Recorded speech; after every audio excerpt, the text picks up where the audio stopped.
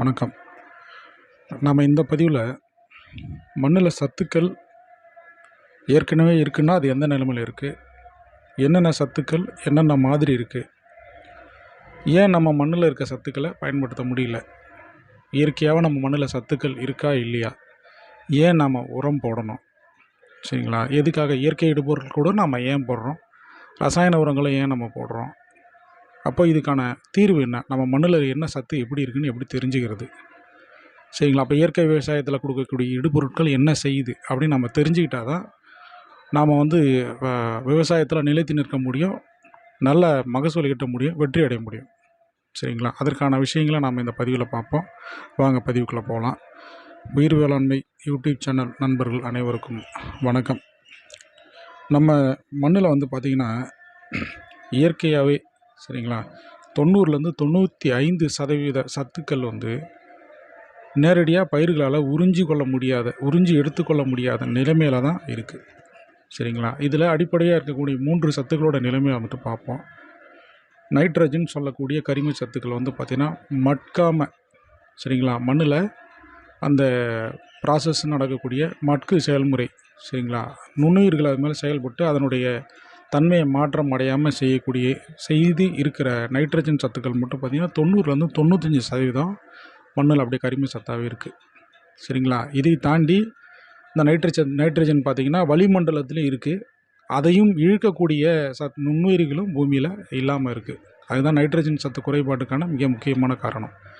இரண்டாவது பாஸ்பரஸ் சத்து பார்த்திங்கன்னா 80லேருந்து 90% பார்த்திங்கன்னா மண்ணோட ஏற்கனவே இருக்கக்கூடிய அணுக்கூறுகளோட பிணைக்கப்பட்டு பயிர்கள் உறிஞ்சி கொள்ளக்கூடிய நிலைமையில் மாறாமல் மண்ணில் ஏற்கனவே இருக்கிற சத்தில் அப்படியே பிணைக்கப்பட்டு அது பயிர்கள் எடுத்துக்கொள்ள முடியாத அளவுக்குள்ள மாறி போயிருக்கு, சரிங்களா, பயன்படுத்த முடியாத இடத்துல இருக்குது. அடுத்தது பார்த்திங்கன்னா பொட்டாசியம் பார்த்திங்கன்னா 90லேருந்து 98%, சரிங்களா, 90லேருந்து 98% பாறைகளோட அப்படியே போய்ட்டு செடிமெண்ட் ஆகி, கனிம பாறைகள்னு சொல்லுவாங்க, அதில் செடிமெண்ட் ஆகி அதுவுமே பயிர்களால் எடுத்துக்கொள்ள முடியாத அளவுக்கு மாறி இருக்குது, சரிங்களா. ஸோ இது இப்படி ஆகிறதுக்கு காரணம் என்ன அப்படின்னு பார்த்தீங்கன்னா 2 விஷயம். நம்ம அதை அந்த நிலத்தை பயன்படுத்தாமல் இருந்திருப்போம். இன்னொரு விஷயம் என்னென்னா, நம்ம ரசாயன உரங்கள் தொடர்ந்து போட இதனோட தன்மை மாறிக்கிட்டு தான் போகுமே தவிர, கெட்டுக்கிட்டே தான் போகுமே தவிர நல்ல நிலைமைக்கு மாறாது. நம்ம பயன்படுத்தக்கூடிய அளவுக்கு, மண்ணை வளப்படுத்துகிற அளவுக்கு மாறாது, சரிங்களா. அது மிக முக்கியமாக நம்ம தெரிஞ்சிக்க வேண்டிய விஷயம்.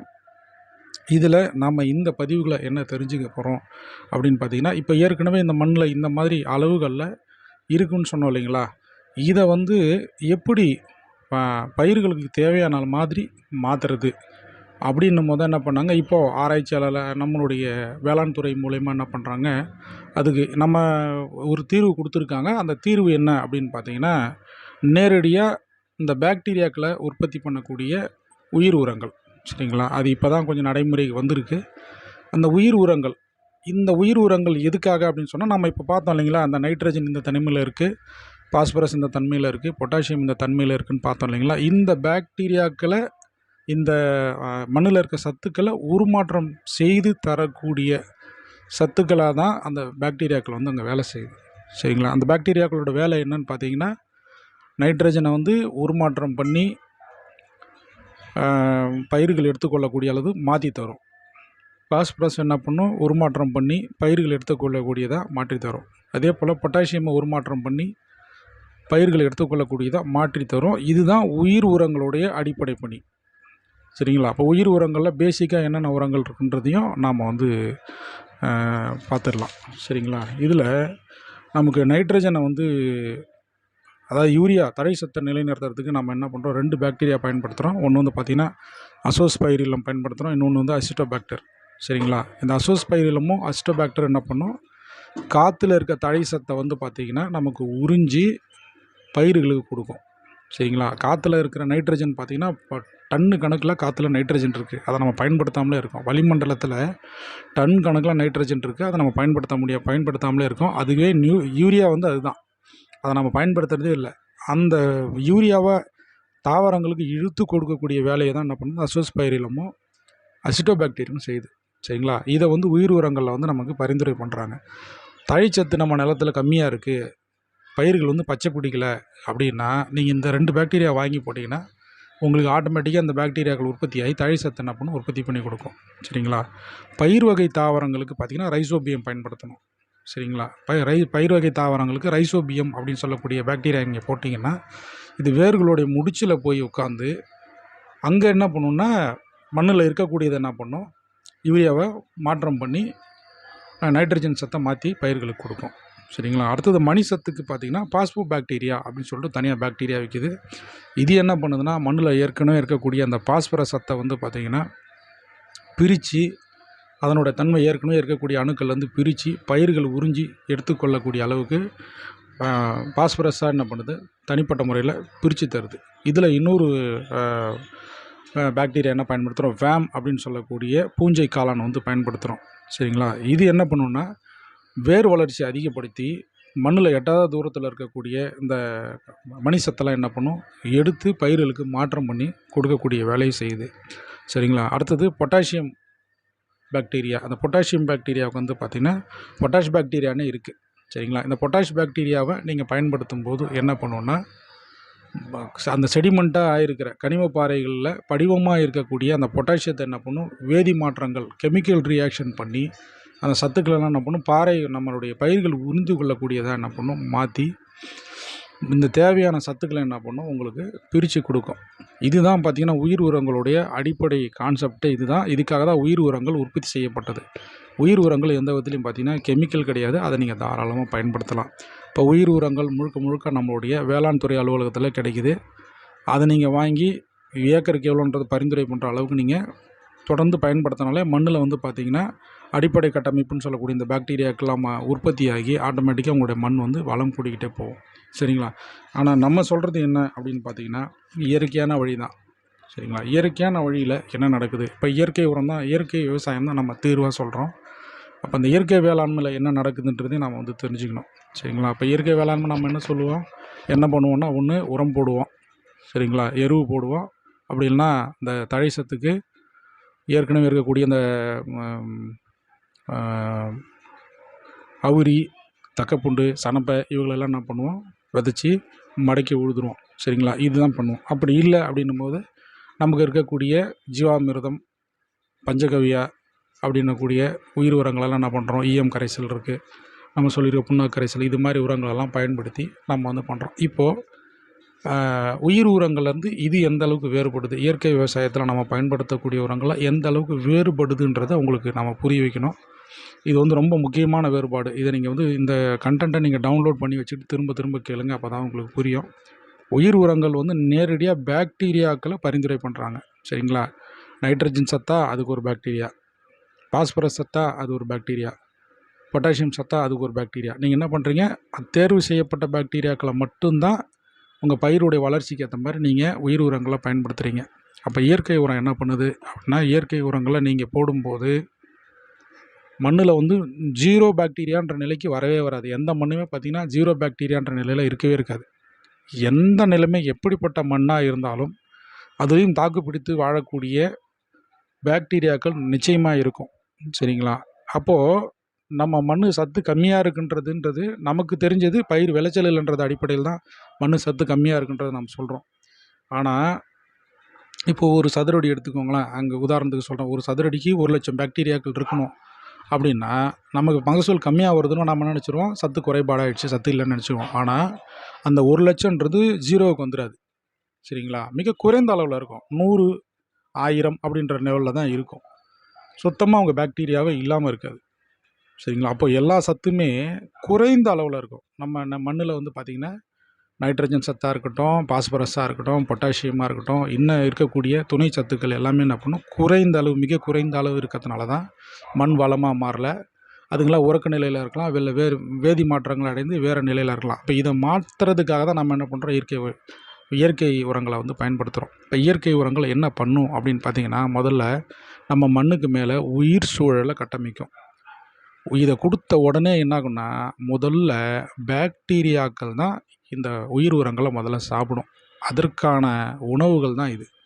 அப்போ என்னென்னா உயிர் சூழலை உற்பத்தி பண்ணி முதல்ல என்ன பண்ணும், பாக்டீரியாக்களை அதிகப்படுத்தும் மண்ணில். இப்போ அந்த 100 சொன்னோம் இல்லைங்களா, 1000 1,00,000 இருக்க வேண்டிய இடத்துல 1000 தான் இருக்குன்னு சொன்னோம் இல்லைங்களா. நீங்கள் இயற்கை உரங்களை ஜீவாமிர்தத்தையோ பஞ்சகவ்யாவையோ கரைசலையோ புண்ணாக்கு கரைசலையோ போடும்போது என்ன ஆகும்னா, இந்த 1000 அப்படின்றது உடனே என்ன பண்ணும், விழிப்படைஞ்சு அப்படியே வந்து 1000 10,000 அப்படியே 1,00,000ன்ற லெவலுக்கு அப்படியே கூடிக்கிட்டே போகும். சரிங்களா. இப்போ நேரடியாக நம்ம வந்து ஏற்கனவே போன பதிவில் சொன்னோம், இயற்கை உரங்கள் எதுவுமே பார்த்திங்கன்னா பயிர்களுக்கான நேரடி உணவு கிடையாது, எல்லாம் மண்ணுக்கான உணவுகள் தான் சொன்னோம். அப்போ மண்ணில் என்ன இருக்குன்னா இந்த நுண்ணுயிரிகள் தான் இருக்குது. நம்ம கொடுக்குற உரங்கள், இயற்கை உரங்கள் எல்லாமே நுண்ணுயிர்களுக்கானது தானே தவிர பயிர்களுக்கானது கிடையாது. அப்போ நுண்ணுயிர்கள் வளமாக மாறும்போது என்ன பண்ணும், நுண்ணுயிர்கள் பெருக்கம் அடையும் போது என்ன பண்ணும், மண்ணில் ஏற்கனவே இருக்கிற சத்துக்களெல்லாம் வேகமாக மாற்றம் பண்ணி அதுகளுக்கான உணவாக பிரிக்க ஆரம்பிக்கும். அப்படி பிரித்து வைக்கக்கூடிய பாக்டீரியாக்கள் என்ன பண்ணும், பயிர்களுடைய வேர்கள் வழியாக, அதில் சின்ன சின்ன துளைகள் இருக்கும், அதனுடைய வேர்கள் வழியாக எல்லாமே உறிஞ்சி வேகமாக எடுத்துக்க ஆரம்பிக்கும். சத்துக்கள் அதிகமாக கிடைக்கும் போது பயிர்களுடைய வளர்ச்சி அபரிமிதமாக இருக்குது. இதுதான் இயற்கை உரங்கள் பயன்படுத்தக்கூடிய அடிப்படை கான்செப்ட். ஸோ இந்த விதத்தில் தான் என்ன ஆகுது, இயற்கை உரங்களை செயல்பட்டுருக்கு. சரிங்களா. அப்போ நம்ம கொடுக்குற இயற்கை உரங்கள் நேரடியாக நுண்ணுயிர்களை அதிகப்படுத்துது, பாக்டீரியாக்கள் அதிகப்படுத்துது. அந்த பாக்டீரியாக்கள் வந்து என்ன பண்ணுது, மண்ணில் வேகமாக வேலை செஞ்சு சின்ன சின்ன ஜீவராசிகள்லாம் அதிகமாக உற்பத்தி பண்ணி அது சார்ந்து சிறு சிறு பூச்சிகள் வரும், அது சார்ந்த மண்புழுக்கள் வரும். இன்னும் அந்த உயிர் சூழலே மண்ணில் கட்டமைப்பிச்சு ஆட்டோமேட்டிக்காக மண்ணில் வந்து பார்த்திங்கன்னா கரிம சத்தை அதிகப்படுத்துது, ஆட்டோமேட்டிக்காக மண்ணை வளமாக மாற்றுது, மண்ணை வளர்க்குது. ஸோ இவ்வளோ வேலைகளையும் செய்யக்கூடியது நுண்ணுயிர்கள் தான். நாம் இயற்கை உரங்களை நுண்ணுயிர்களுக்கு தான் நேரடியாக உணவு கொடுக்குறோம், மண்ணுக்கே கிடையாது. ஸோ இந்த விஷயம், இது ஏன் இந்த பதிவில் நம்ம சொல்கிறோம் அப்படின்னா, நீங்கள் உயிர் உரங்களையும் இயற்கை உரங்களையும் கம்பேர் பண்ணி பார்க்கலாம். உயிர் உரங்கள் அந்த தேவைக்கு மட்டும் நம்ம கொடுக்கும்போது நீங்கள் வருஷம் கொடுத்துக்கிட்டே வரணும்.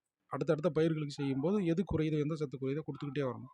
அதே நீங்கள் இயற்கை உரங்களை கொடுக்க ஆரம்பிச்சிங்கன்னா மண் என்ன பண்ணும், முதல்ல சமநிலைக்கு வரும், எதுவுமே குறையாது. இயற்கையில் எல்லாமே சமன்பாட்டு விதி தானே தவிர ஏற்ற இறக்க விதிகளே கிடையாது. எது ஏறினாலும் எது இறங்கினாலும் அதுக்கான விளைவுகள் உண்டாயிடும். இயற்கைங்கிறது முழுக்க முழுக்க சமன்பாட்டு விதி, சமநிலை தான் எல்லாமே. அப்போ முழுக்க முழுக்க இயற்கை உரங்கள் என்ன பண்ணுதுன்னா, முதல்ல மண்ணில் எந்த சத்துக்கள் குறைவாக இருக்கோ அதை என்ன பண்ணுது, உற்பத்தி செய்து சமநிலை கொண்டு வருது. ஒரு நுண்ணுயிரி ஆட்டோமேட்டிக்காகவே என்ன பண்ணும், இயல்பாகவே அடுத்தடுத்த நுண்ணுயிரிகள் வர்றதுக்கான வேலைகளை உற்பத்தி செய்யும். ஒரு நுண்ணுயிரினுடைய கான்செப்டில் இன்னொரு நுண்ணுயிர் உற்பத்தி ஆகும். இப்போது உதாரணம்னா, நம்ம இயற்கை உணவுகள் சாப்பிட ஆரம்பித்தோன்னா, நீங்கள் ஒரு சத்து இருக்கிற இயற்கை பொருளை சாப்பிட்டிங்கன்னா உங்கள் உடம்புக்கு இன்னொரு சத்து தேவை இருந்துச்சுன்னா, அந்த இயற்கை உணவுலேருந்து என்ன சத்து கிடச்சிச்சோ அந்த சத்துக்கள் நம்ம உடம்பு என்ன பண்ணும், நமக்கு தேவையான சத்தை என்ன பண்ணும், மாற்றம் பண்ணிக்கும். ஆட்டோமேட்டிக்காக தேவையானதை எடுத்துக்கும். இப்போ விட்டமின் சி இருக்கிற பொருளை சாப்பிட்றோன்னா நமக்கு விட்டமின் டி தேவைன்னா அந்த விட்டமின் சியிலேருந்து மீதி கிடைச்ச சத்தை என்ன பண்ணும், விட்டமின் டியாக நம்ம உடம்பு கன்வெர்ட் பண்ணிக்கும். அது மாதிரி நுண்ணுயிர்கள் என்ன பண்ணும், எக்ஸஸாக சத்து கிடைக்கும் போது, இப்போது நைட்ரஜன் தேவைக்கான நுண்ணுயிர்கள் இருக்குதுன்னு வச்சுக்கோங்களேன், பாஸ்பரஸ் தேவை, பொட்டாசியம் வேணும் அப்படின்னா இயற்கை சத்துக்கள் இயற்கை உரங்களை கொடுக்கும்போது அதுவே என்ன பண்ணும், பொட்டாசியம் நுண்ணுயிரியாக கன்வெர்ட் பண்ணும், பாஸ்பரஸ் நுண்ணுயிரியாக கன்வெர்ட் பண்ணும். என்னென்ன சத்துக்கள் தேவையோ இது மாதிரி மாற்றம், அதாவது தனக்கு தேவையானது போக மீதி இருக்கக்கூடியதை புதிய அணுக்களோடு சேர்ந்து அதையும் உருமாற்றம் செய்து அதையும் பெருக்கம் அடைய செய்கிறதுக்கான வழிகள் வந்து பார்த்திங்கன்னா இயற்கை வேளாண்மையில் இயற்கை உரங்களில் தான் இருக்குது. இதனால தான் இயற்கை விவசாயம் நீங்கள் செய்ய செய்ய மண் வளமாகிறத உங்களால் கண்கூடாக பார்க்க முடியும். அதில் விளையிற பொருட்கள் வந்து மிகுந்த சுவை மிகுந்ததாகவும் சத்து மிகுந்ததாகவும் உயிராற்றல் அதிகமாகவும் இருக்கிறதுக்கு மிக முக்கியமான காரணமே என்னன்னு பார்த்தீங்கன்னா, இது மாதிரி இயற்கை உரங்களை நீங்கள் கொடுத்து மண்ணில் வந்து சத்துக்களை சமன்படுத்துகிறீங்க, எல்லா சத்தையுமே உற்பத்தி பண்ணுறீங்க. இப்போ நீங்கள் உயிர் உரங்களை உங்களுக்கு கொடுக்கும்போது தெரிஞ்சிருக்கும், ஒரு ஒரு நைட்ரஜன் சத்துக்கு நம்ம என்ன பண்ணுறோம்னா ஒரு பாக்டீரியா தான் போடுறோம், அஸ்வஸ் பயிரில் மட்டும்தான் போடுறோம். பாஸ்பரஸ்க்கு என்ன பண்ணுறோம், பாஸ்போ பாக்டீரியா மட்டும்தான் போடுறோம். பொட்டாசியம் சத்துக்கு பொட்டாஷ் பாக்டீரியா மட்டும்தான் போடுறோம். சரிங்களா. இப்படி நமக்கு தெரிந்த நுண்ணுயிர்களுக்கு மட்டுமே நம்ம உணவு கொடுக்குறோம். ஆனால் தெரியாத நுண்ணுயிர்கள் ஆயிரக்கணக்கானது லட்சக்கணக்கான நுண்ணுயிர்கள் மண்ணில் இருக்குது. இயற்கை உரம் என்ன பண்ணும், அந்த சத்துக்களை எல்லாம் திரும்ப மண்ணுக்கு மீண்டு கொண்டு வரும். அப்போது மீண்டும் பழைய சத்துக்களெல்லாம் மண்ணுக்கு வர ஆரம்பித்ததுக்கப்புறம் என்ன பண்ணும், மண் முதல்ல உருவாகும்போது என்ன சத்தோட வளமாக இருந்துச்சோ, காடுகளில் எப்படி மண் வந்து கண்டம் வளமாக இருக்கோ அதே மாதிரி என்ன பண்ணும், நம்மளுடைய மண்கண்டமும் இயற்கையாகவே வந்து என்ன பண்ணும், வளம் மிகுந்ததாக மாறும். நுண்ணுயிர்கள் பெருக்கமடைஞ்சு எல்லா சத்துக்களையும் என்ன பண்ணும், மண்ணில் உற்பத்தி பண்ணும். சரிங்களா. இதுதான் நம்ம இன்றைக்கி சொல்ல வந்த மிக மிக முக்கியமான விஷயம். இதை நீங்கள் வந்து கண்டென்ட்டை வச்சுக்கோங்க. இந்த அடிப்படையில் நீங்கள் நகர்த்தி விவசாயம் பண்ணிக்கிட்டே போனீங்க, இயற்கை விவசாயத்தில் இடுபொருட்களை கொடுத்துக்கிட்டே போனீங்கன்னா நிச்சயமாக மண் வந்து பார்த்திங்கன்னா வளமானதாக மாறிடும். உங்களுக்கு எந்த விதத்துலையும் மகசூல் வந்து குறையிறதுக்கோ விவசாயிகள் வந்து லாபம் இல்லாமல் நஷ்டம் அடைகிறதுக்கான வாய்ப்போ கொஞ்சம் கூட இருக்காது. நிச்சயமாக நம்ம வந்து வளமான வாழ்க்கையும் முழுக்க முழுக்க இயற்கை விவசாயத்தில் நம்ம வெற்றியடைய முடியும். சரிங்களா? சேனலை முதல் தடவை பார்க்குறவங்க சப்ஸ்கிரைப் பண்ணிக்கோங்க. இதில் இருக்கிறது எல்லாமே கண்டென்ட்டாக தான் சொல்லியிருக்கேன், தகவலாக தான் சொல்லியிருக்கேன். அதனால் நீங்கள் திரும்ப திரும்ப இதை கேட்டு பாருங்கள். அப்போ தான் உங்களுக்கு புரியும். மற்றவங்களுக்கு இதை விவசாயிகளுக்கு இதை ஃபார்வர்ட் பண்ணுங்கள். அவங்களுக்கு இது போய் சேரட்டும். நன்றி.